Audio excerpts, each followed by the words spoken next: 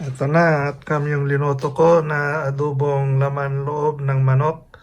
Nagsama ng ah, heart, gizzard, and liver. Ito naman yung inisa kong broccoli para may gulay kami. Yan. Half cook lang yan. At saka, meron kaming tirang pakbet kahapon. Yan.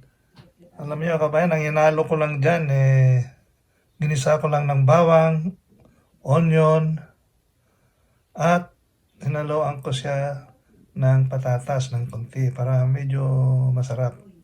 Siyempre, andun na yung mga ingredients niya, yung paminta, pepper lips, andyan na lahat. Ito naman, pinakulo ko lang ito, linagyan ko ng konting asin yung tubig, linagyan ko siya ng margarine para may lasa na.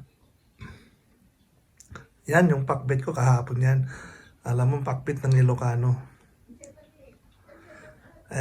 Mga kababayan, huwag naman sana kalimutan mag-subscribe sa aking YouTube channel. Watch my videos and like, and please don't forget to press the button. Maraming salamat sa inyo. Pagpalain kayo ng Panginoon Diyos. God bless. Okay, kain na tayo mga kablog, mga kababayan.